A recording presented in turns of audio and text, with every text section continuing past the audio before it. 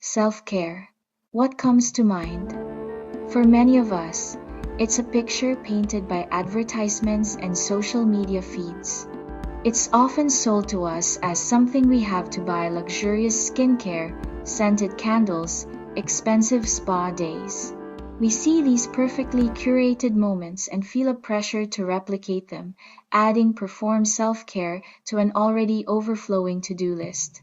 But what if this constant pursuit of more products, more treatments, more experiences is actually adding to our stress? What if the very thing meant to soothe us becomes another source of pressure and consumption? And while those things can be lovely, the truth is, genuine soul-deep self-care can also mean less. It's a radical act of subtraction in a world that constantly screams for more. We're talking about less physical clutter filling our homes and distracting our eyes. Less mental chaos from a calendar packed with obligations that don't truly serve us. Less digital noise from the endless scroll and the constant ping of notifications. It's about intentionally carving out quiet, empty space, not to be filled with the next purchase, but to be filled with ourselves, our thoughts, our breath. This is where minimalism steps in, not as an aesthetic of bare white walls, but as a powerful tool for mental well-being. Today, we're going to explore how this philosophy of less can actually heal your mind. We'll uncover how letting go of the non-essential can help you reduce anxiety, increase focus, and create a profound sense of inner peace. It's about curating a life that feels like a sanctuary, both inside and out. So, let's begin the journey of finding more by embracing less.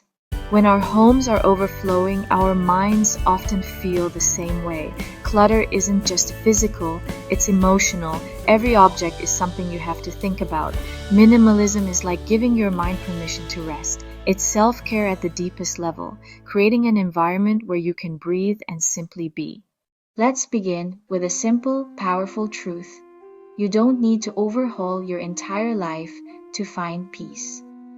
The journey to minimalist self-care starts with a single intentional step. So often, we look at the clutter in our homes and feel overwhelmed, seeing it as one giant, insurmountable project. But the secret is to zoom in. Forget the whole room for a moment. We're going to start with one small space you interact with every single day. Perhaps it's your nightstand, the first thing you see in the morning, or your desk, where you try to focus. Take everything off that surface. Now, pick up each item one by one and ask yourself 3 simple questions. Do I truly use this? Do I genuinely love this? Do I absolutely need this? Be honest. That half-used hand cream you don't like the smell of? The stack of books you intend to read but never touch? The tangled cords for devices you no longer own? It's time to let them go. Create 3 piles. 1 to keep, 1 to donate or discard, and 1 to relocate to its proper home. This isn't about deprivation, it's about curation. You are curating an environment that serves and supports you. What happens when you're done? You're left with a clear surface. But it's so much more than that. When you see that clean space instead of a pile of stuff, your brain doesn't have to process as much information. Think of it as visual noise. Every object in your line of sight is a tiny piece of data your brain has to register and categorize, creating a constant, low-level cognitive load. By removing the excess, you're turning down that noise. You're giving your mind a place to rest.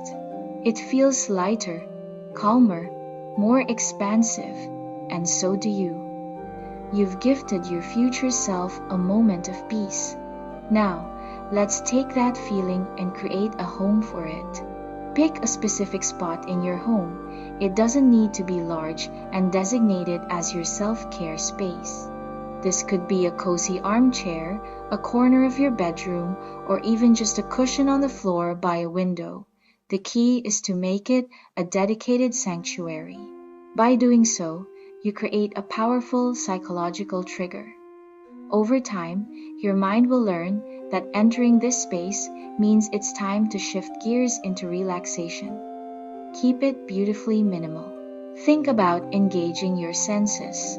A soft blanket for touch, a scented candle for smell, perhaps a small plant for a touch of nature. Add a book or a journal, items that encourage you to disconnect from the digital world and reconnect with yourself. This is your safe zone. It's a physical boundary you create against the endless demands of the world. This is not the place for checking emails or scrolling through your phone. It is a place where your only job is to be present. A place where your mind knows without question. Here I can slow down. Here I can breathe. Here I am safe to just be. By consistently returning to this space, you build a reliable refuge, a tool you can turn to anytime you feel the weight of the world. This small act of creating and using a minimalist sanctuary is a profound declaration of self-worth. It's a tangible way of telling yourself every single day that your peace matters. In a world that urges us to start our days with a rush of notifications and a frantic pace, what if we chose a different path? Try stripping your mornings down to the essentials. This isn't about deprivation. It's an act of self-respect, a way to claim the first moments of your day for yourself. Before the world asks anything of you, give yourself peace. Maybe it's just making your bed, drinking a glass of water, and enjoying 5 minutes of quiet. This simple sequence sets a tone of intention and calm for the entire day. Let's look closer. Making your bed is your first accomplishment. A small victory that creates a sense of order in your environment, a visual cue of care that your mind registers.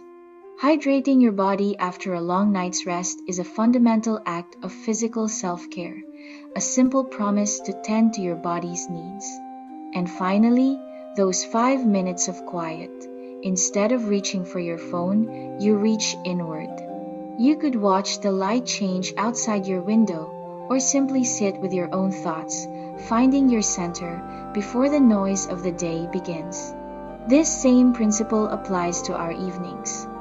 We often carry the day's stress right up until our head hits the pillow, scrolling through screens that keep our minds buzzing. A minimalist night routine signals to your body and mind that it's time to rest. At night, it could be tea and a few pages of a book. The ritual of making the tea, the warmth of the mug, turning a paper page, these are sensory experiences that ground you in the present, pulling you from digital distractions. Simple routines are easier to keep, and because they are simple, they don't become another chore. They leave more room for genuine, restorative rest. This philosophy extends beyond daily routines. Minimalist self-care means being intentional about what you allow into your life, and that includes more than just physical things. It's the information you consume, the commitments you make, the energy you entertain. Before you buy something, before you say yes to an invitation, before you dive into an endless feed, pause. Ask yourself, does this add to my peace or take from it? This question becomes your filter. It helps you curate a life aligned with your inner values, not one dictated by external pressures. It empowers you to protect your most precious resources, your time, energy, and mental clarity. When you consciously curate your life this way, something remarkable happens. When you own less, you make space for the things that truly bring you joy. This isn't empty space, it's fertile ground. It's mental space for creativity and presence. It's calendar space for meaningful connections. It's physical space that feels calm and restorative. You start to realize that minimalism isn't about less joy, it's about more of the right kind. It's the shift from the fleeting thrill of a new purchase to the lasting contentment of a quiet morning or a deep conversation. It's discovering that the most fulfilling life isn't found in abundance, but in intention. So maybe the best form of self-care isn't adding more to your life, but removing what no longer serves you. Clear the space, protect your peace, and watch your well-being grow. What's one thing you're ready to let go of?